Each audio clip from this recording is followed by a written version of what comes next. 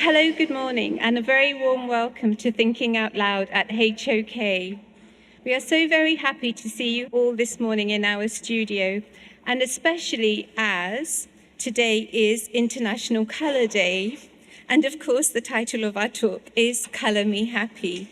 At the time of choosing the date, our guest speaker, we had no idea about this coincidence. Such is the magic of serendipity. My name is Farah, and I'm the marketing principal for HOK's London studio. And so to our speaker this morning. Born in Cardiff, Justine initially attended school at and wanted to be a pathologist, inspired by the US detective series Quincy, MD. And then, at the age of 13, decided she wanted to be a fashion designer, having seen designs by Christian Lacroix. Asking her arts teacher, Justine requested that her career be mapped out to study to become a fashion designer. Such was her passion at the tender age of 13.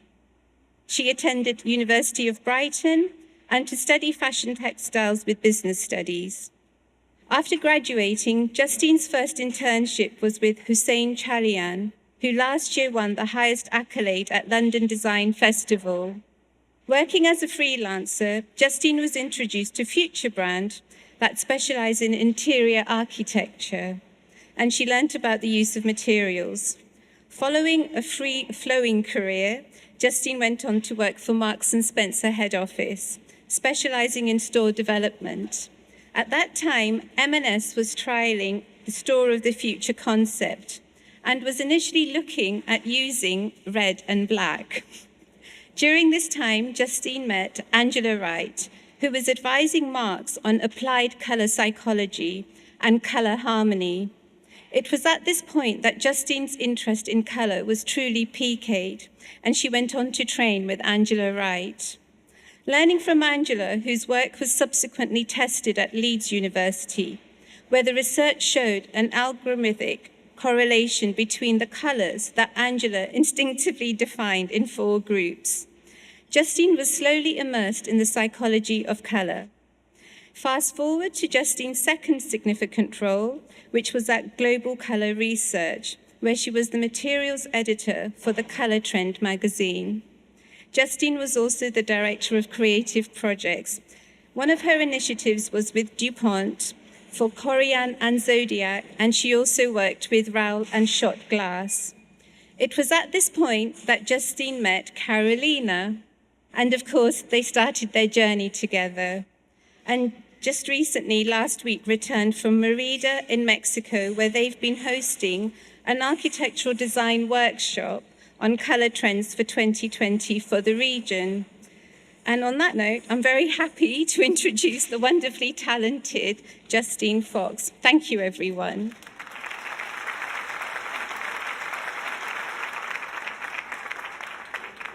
Thank you, Farah, and thank you very much, HOK, for inviting Calzada Fox to be your first guest speaker.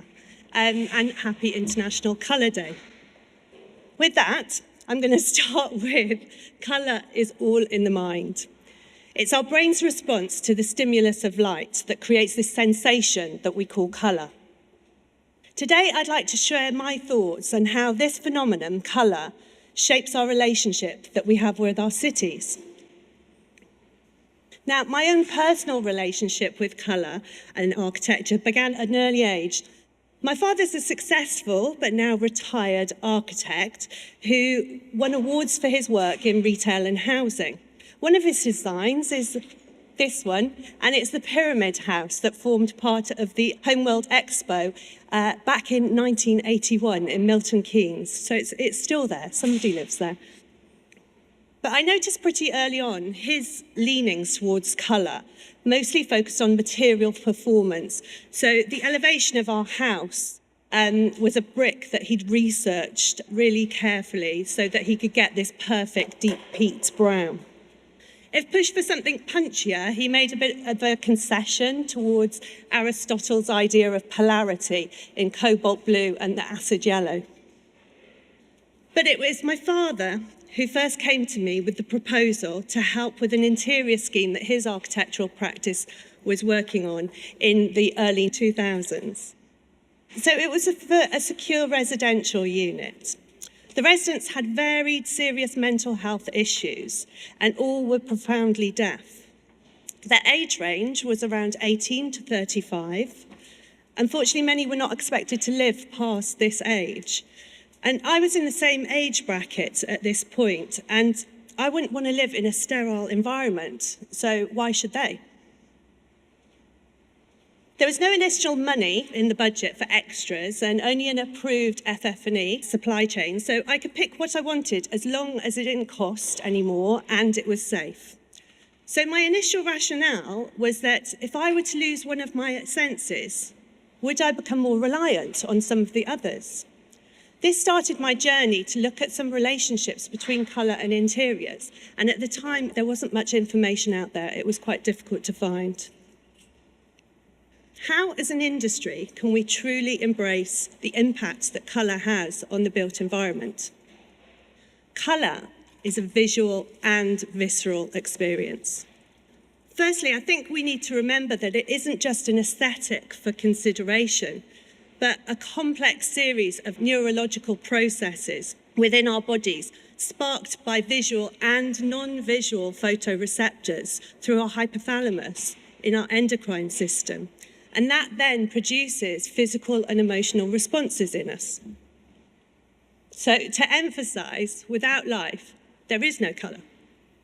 When we design colour in branding, materials, product or spaces, we need to consider the impact of several factors. The first is applied colour psychology.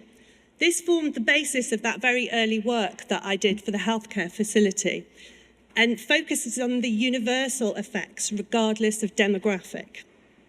Each of the 11 basic colour terms, as outlined by Berlin-Kay in their 1969 theory, have positive and negative psychological properties, except for grey. Grey has a neutral and a negative, no positive. Applied colour psychology forms the basis for our projects, so it's really the DNA at the heart of it. Colour symbolism is our learnt response to colour, whether as a collective cultural understanding, like a child's drawing of the sun. In the West, you find it yellow. In the East, you find it red. Or it could be something personal, like the colour that you were wearing the first time that you fell in love. We build these associations with colour. Colour trend insights give a project its position in time as they reflect societal positions and shifting technological landscapes. One of the big drivers that I believe is going to change the way that we consider aesthetics in colour is the scalability of biofabricated materials and microbacterial colorants. Visual ergonomics in colour. These make sure that the contrast and chromacity is well defined to give the best user experience. And finally, while there are many system studies and theories developing all the time, one thing seems to be really clear, is that universally we prefer colour harmony as opposed to colour discord. And it's this fine nuance of balance relationships that have the most impact on the way that we see colour. To truly create a cohesive colour design, you need to put humanity right at the centre. So let's have a look at how colour affects sustainability and well-being. A recent study by Stanford University looked at the link between mental health and climate change, publishing some staggering findings. There was an increase of 0.7% in the suicide rate in the US and 2.1% increase in Mexico when the average monthly temperature increased by 1 degree. And if carbon emissions continue at current levels, we can expect an additional 9,000 to 40,000 deaths from suicide across this region by 2050. With record temperatures being broken globally year on year, initiatives are being explored to slow down this increase by cutting our carbon emissions. C40 is a committee of global cities working together with Arab on this very issue to tackle legislation and budget restrictions. Their deadline to make a significant impact in terms of the Paris Agreement is 2020. Many of the solutions stem from high-tech intervention, predominantly in a new build scenario, with the estimated global worth of the smart cities industry becoming $400 billion. But in practical terms, how can we develop a more sustainable approach when London already has 98% of its land built on? This is something where a careful consideration of colour can make a real significant impact. The darker the surface, the more it absorbs the sun's energy and creates more heat. This phenomenon is at the root of the urban heat islands, which have been blamed by many studies as being instrumental in the cause of deaths during heat waves, especially in the elderly and vulnerable. Fred Pierce, writing for Yale Environment 360, puts the natural balance in simple terms. Fresh asphalt reflects only 4% of light, compared to as much as 25% for natural grassland and up to 90% for a white surface such as fresh snow. And so if we consider that many of our natural white surfaces are also disappearing under global warming. Capitalising on the natural functionality of colour, New York Cool Roofs project has an initiative to help local job seekers get training and experience, and they are retrofitting energy-saving coatings to rooftops. It's run in line with the city's goal to reduce its carbon emissions by 80% for 2050. So far, this has seen over 500,000 square metres of roof space covered in white reflective coating. NASA were the first to report of the success of this project, seeing a peak reduction in 2011 of 5.55 degrees in the white reflective coating as opposed to the traditional black asphalt. But if it's a simple case of just painting everything white, why haven't we done that already? As the most reflective colour, white bounces back most of the light waves from a surface, which is fine unless you're the one in direct sight of it. Our cities don't have a uniform height requirement, and so there's always someone living or working above you.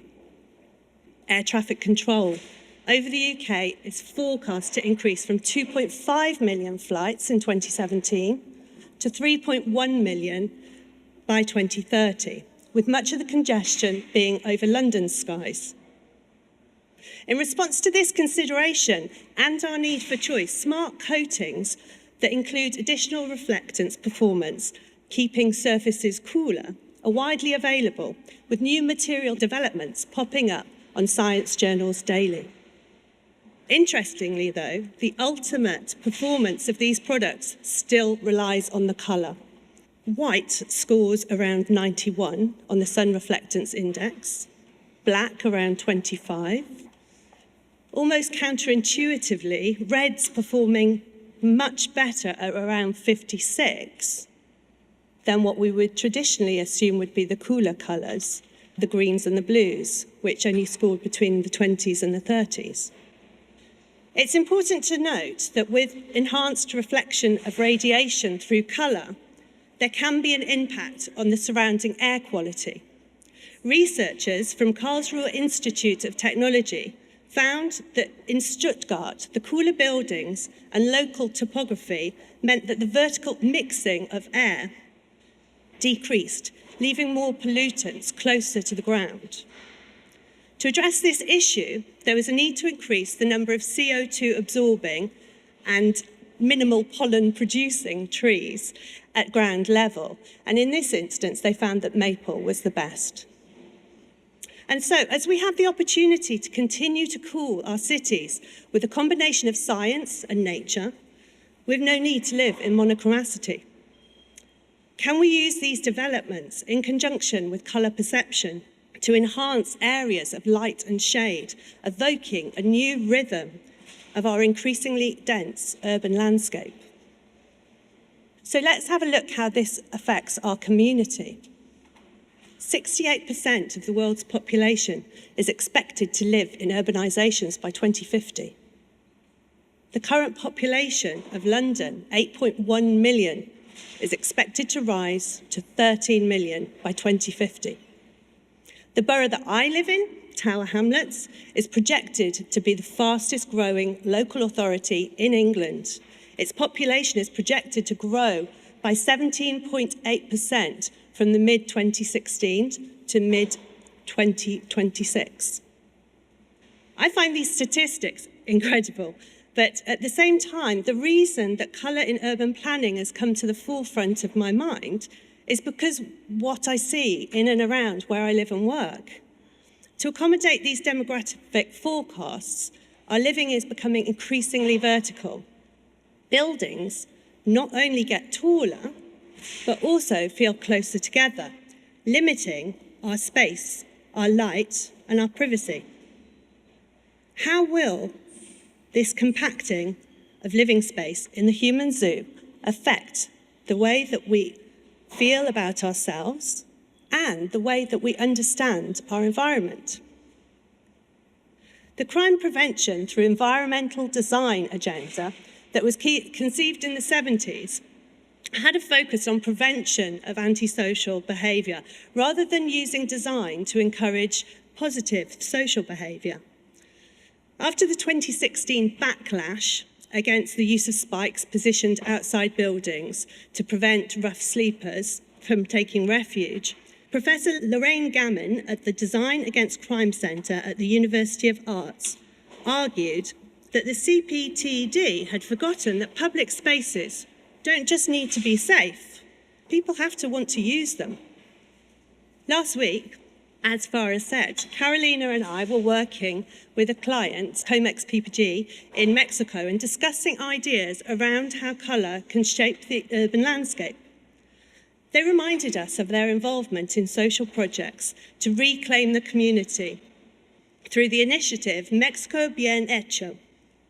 And in particular, two projects, Las Palmitas, that was done in 2015, and Colossal in Monterrey, that was done in 2017. Both areas have high incidence of violent crime and drug-related crime.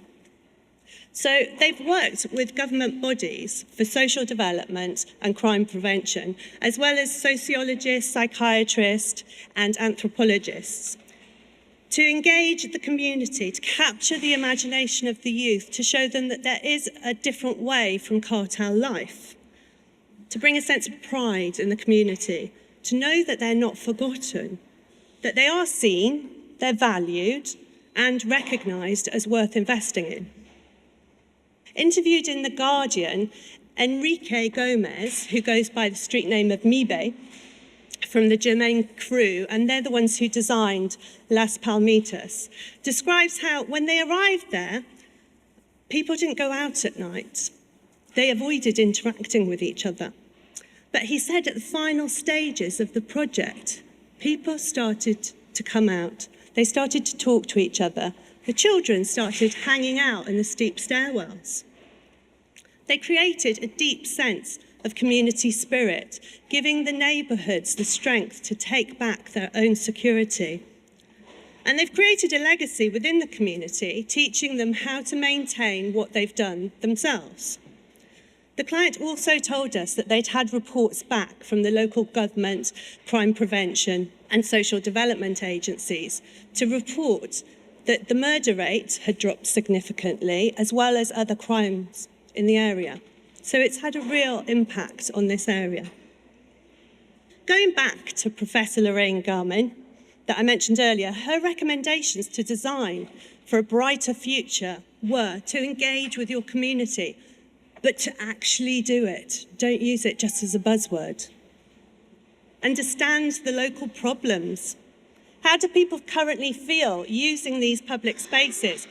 What sort of crimes are they actually worried about? Encourage positive behaviour. Should it be a space that's convivial or gently guiding? Rather than focus on discouraging antisocial behaviour and crime, focus in what you really want to happen there. As we can see from the projects in Las Palmitas and Monterrey, colour can play an integral part in reflecting the true values of a community, creating a sense of recognition and a feeling of pride, of belonging.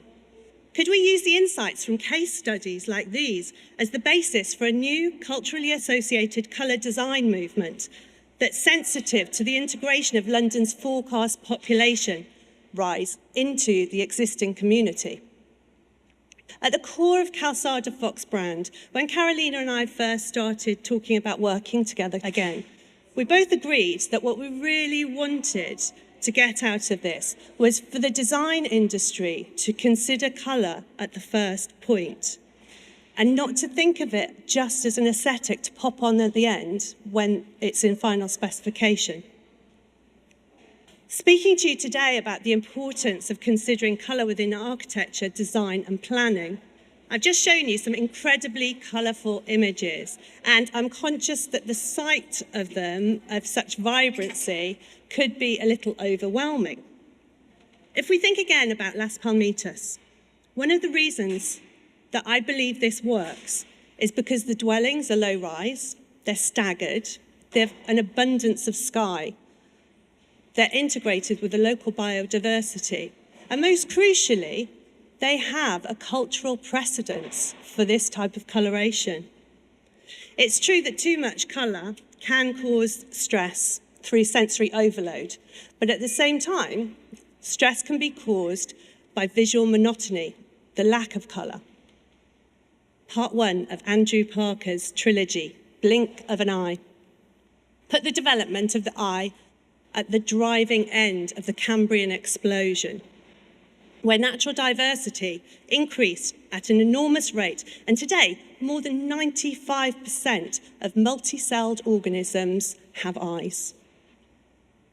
In his second installation, 7 Deadly Colours, he explains how colour is central to information gathering, crucial for survival for many species.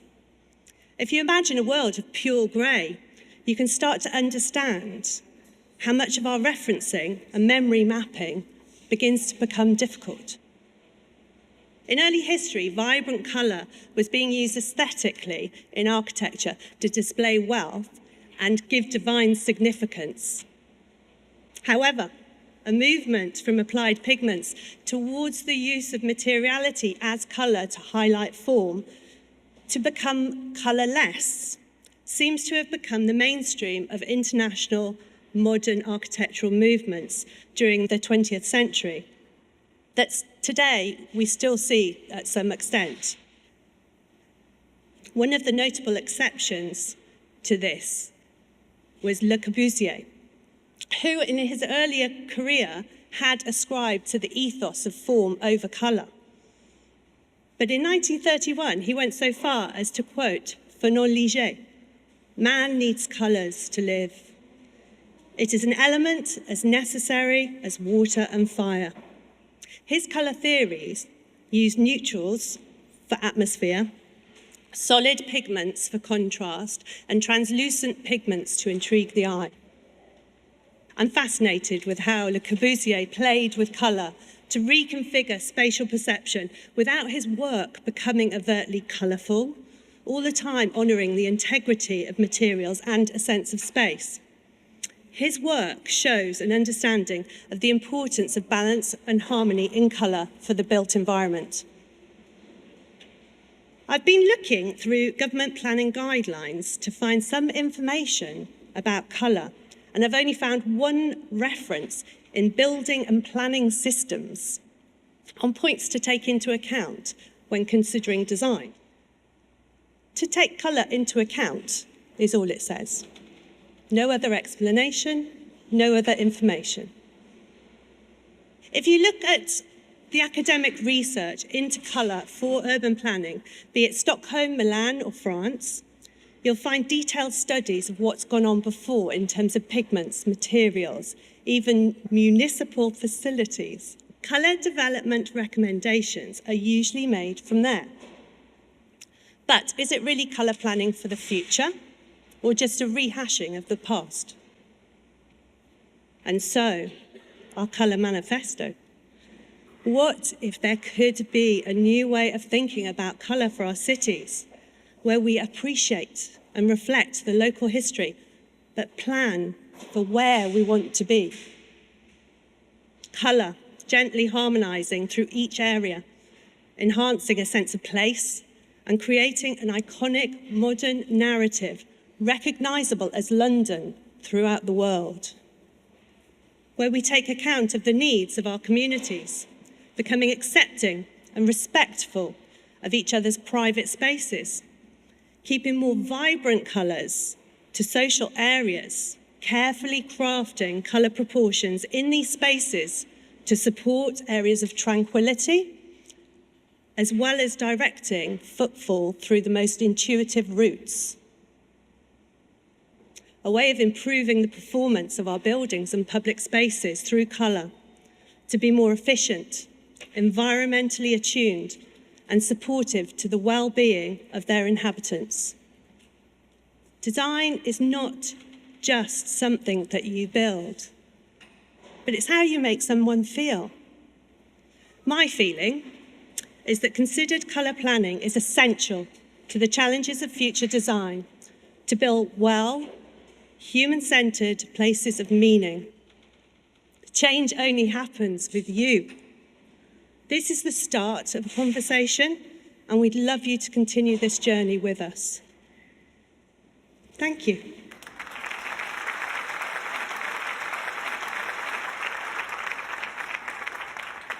I found the whole conversation extremely fascinating.